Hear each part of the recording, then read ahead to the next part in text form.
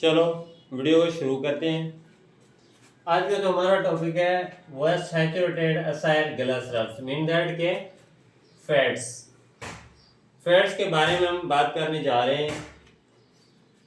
ये जो saturated acyl glycerols हैं यानी कि फैट्स हैं, इनके पास क्या होता है, they contain saturated fatty acids. अब ये जो फैट्स हैं इनकी जो केमिकल कंपोजिशन है उसमें फैटी एसिड्स हैं, ज़ाहिरी तौर पर लिपिड्स हैं, तो इसमें क्या होगा, फैटी एसिड्स होंगे। लेकिन कौन से फैटी एसिड्स हैं, सैचुरेटेड फैटी एसिड्स हैं। फैट्स की बात करें तो फैट्स में कौन से फैटी एसिड्स होते हैं, सैचुरेटेड फैटी एसिड्स होते हैं। Fats are saturated acyl glycerols do not contain any double bond between carbon atoms of hydrocarbon chain।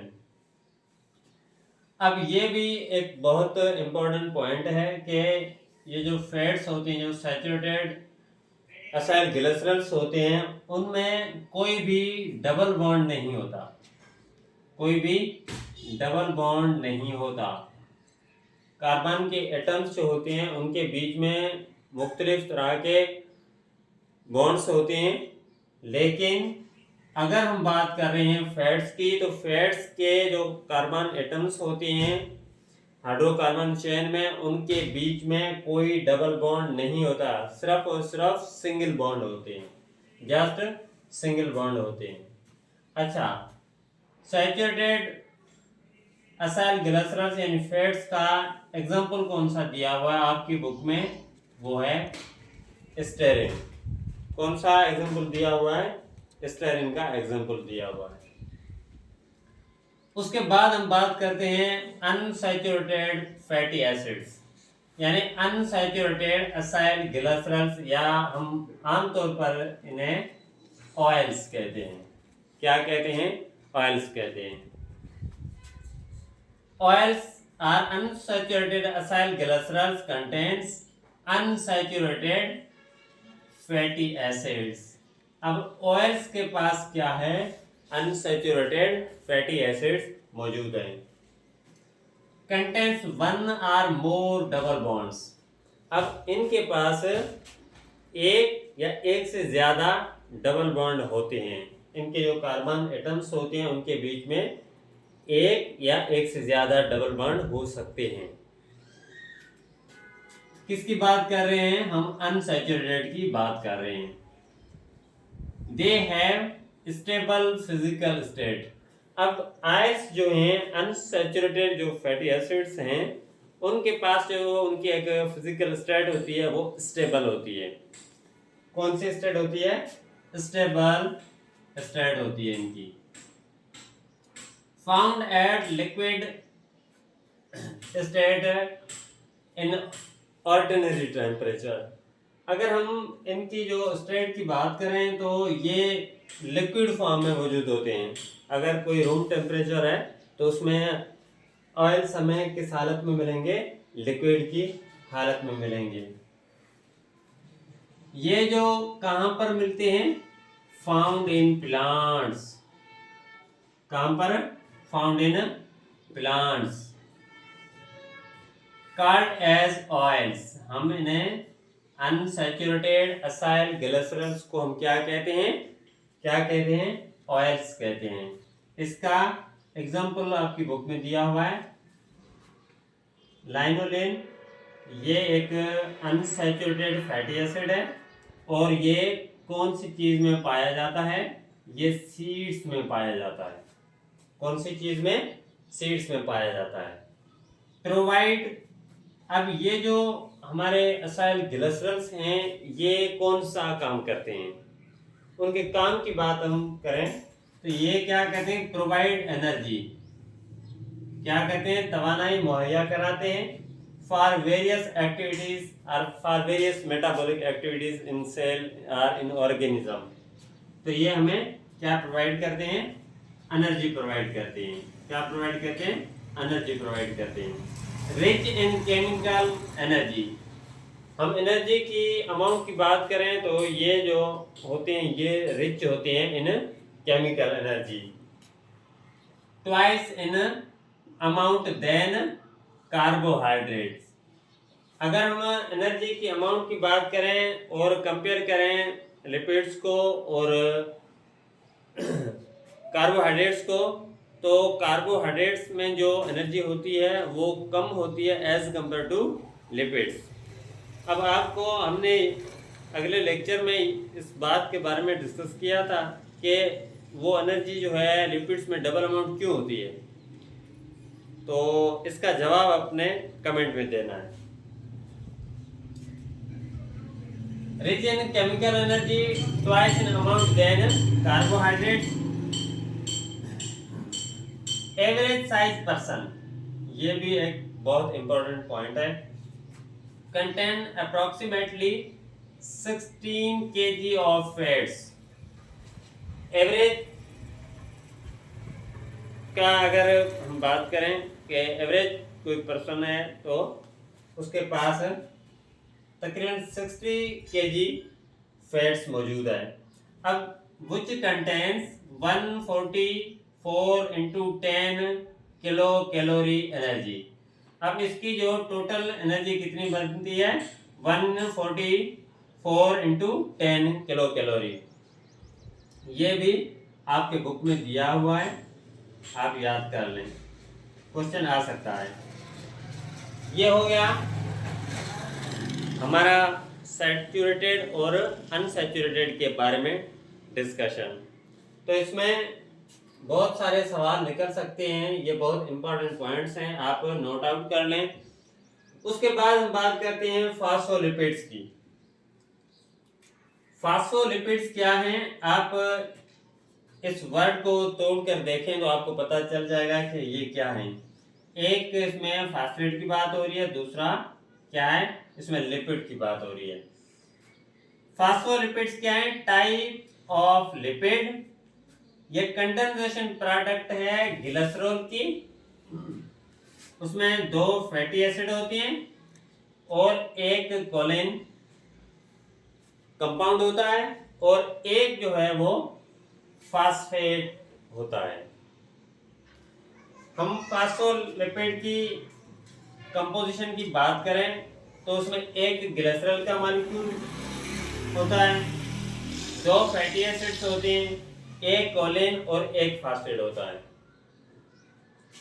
Difference पूछ सकता है कि कल हमने पढ़ा था तो उसमें 3 फैटी एसिड्स की बात हो रही थी, लेकिन यहाँ पर क्या है इसमें 2 फैटी एसिड की बात हो रही है। क्यों हो रही है इसको डिस्कस करते हैं। Most important from biological point of view, ये बिल्कुल एज इट एज आपके बुक की लाइन है कि from biological point of view से कौन सा लिपिड है या XYZ वो बिल्कुल अहम है। हम लिपिड की बात कर रहे हैं तो वो कौन है, फास्फोलिपिड है। क्यों अहम है ये देखते हैं। बायोलॉजिकल पॉइंट ऑफ व्यू के हवाले से ये बहुत इंपॉर्टेंट है। Similar to acyl glycerol except 1 fatty acid replaced by phosphate. ये एसाइल ग्लिसरॉल जो है उनकी तरह ही होते हैं, लेकिन इसमें एक्सेप्शन है।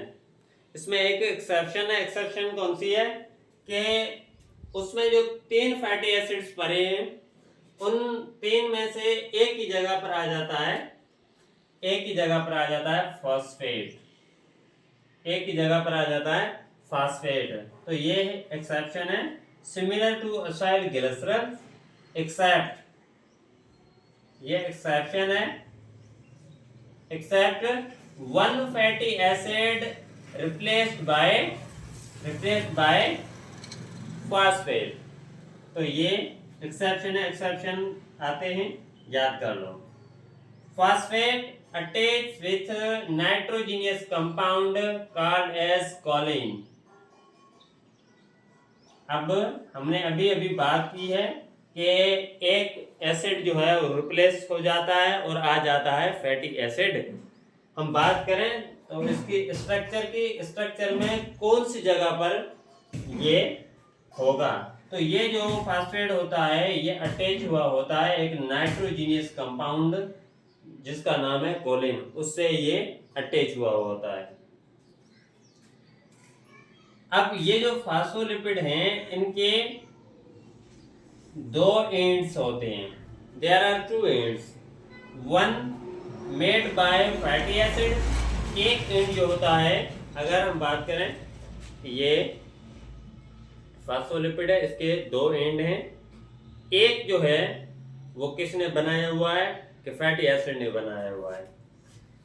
One made by fatty acid जो नॉन पोलर इन नेचर होता है। These are very important points. ये जो है नॉन पोलर इन नेचर होता है, ये वाटर रिपेलेंट होता है। क्यों? क्योंकि ये फैटी एसिड का बना हुआ है। फैटी एसिड का बना हुआ है तो क्या हुआ, नॉन पोलर भी है, वाटर रिपेलेंट भी है और ये हाइड्रोफोबिक भी है। ये हाइड्रोफोबिक भी है। सवाल पूछ सकता है कि कौन सा एंड जो है वो फास्फोलिपिड की स्ट्रक्चर में जो हाइड्रोफोबिक है, तो वो कौन सा है, वन एंड। कौन सा, जिसको बनाया है किसने, फैटी एसिड ने बनाया है। Clear? An other end made up of phosphate and choline. अब हमने इसकी बात की, ये एंड जो है ये फैटी एसिड का बना हुआ है और ये जो है ये किसका बना हुआ है, फास्फेट का और कोलिन का। हमने बात की है कि फास्फेट जो जुड़ा हुआ होता है किससे, कोलिन से। कोलिन क्या है, नाइट्रोजीनियस कंपाउंड है। चलो, ये जो एन अदर एंड है, दूसरा एंड है, ये पोलर इन नेचर होता है। ये पोलर होता है, ये वाटर लविंग होता है और ये हाइड्रोफिलिक भी होता है। हाइड्रोफिलिक की जो मीनिंग है वो क्या है, वाटर लविंग, और हाइड्रोफोबिक की मीनिंग जो है वो है to hate water. Present in all livings, जितने भी जानदार हैं, जितने भी जानदार हैं, लिविंग्स हैं, सेल्स के बने हुए, हर सेल में सेल मेम्ब्रेन मौजूद है। हर सेल मेम्ब्रेन में ये होंगे ही होंगे। अच्छा,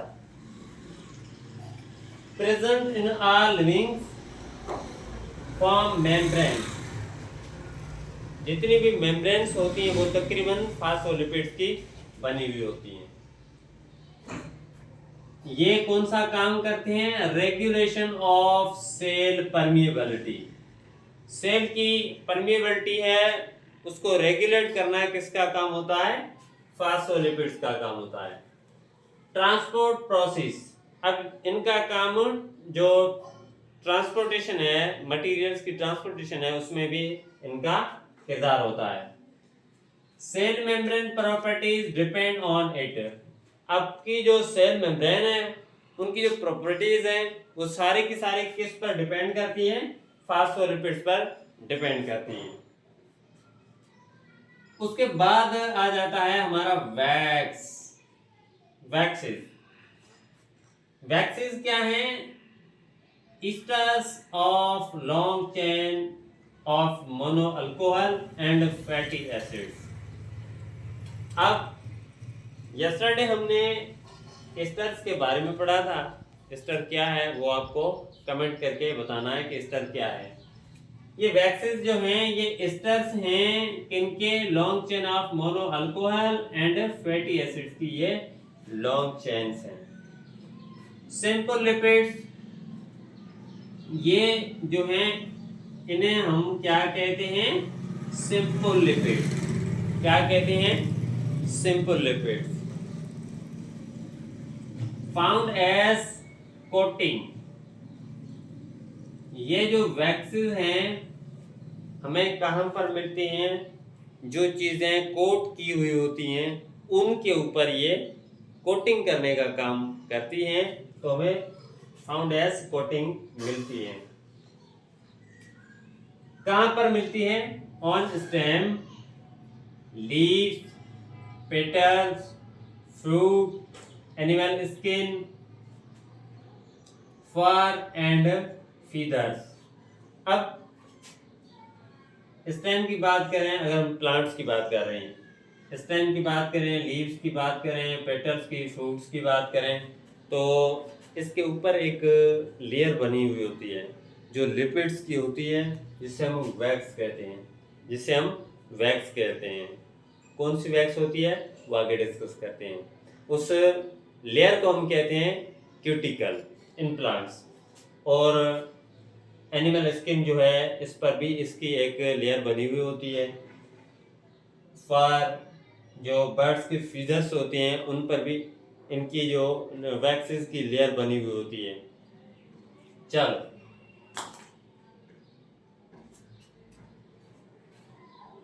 water repellent non polar nature, ये क्या है? ये वाटर रिपेलेंट है। ये क्या है? वाटर रिपेलेंट है। ये नॉन पोलर इन नेचर होते हैं। ये नॉन पोलर इन नेचर होते हैं। सवाल पूछ सकता है, ये बहुत बहुत इंपॉर्टेंट पॉइंट्स हैं, नोट करते जाएं। वैक्सेस जो होते हैं ये वाटर रिपेलेंट होते हैं, नॉन पोलर इन नेचर होते हैं, ये हाइड्रोफोबिक होते हैं, वाटर हेटिंग होते हैं, ये inert and resistant in nature होते हैं। एटमॉस्फेरिक प्रेशर वगैरह है उनसे ये रेजिस्ट करते हैं।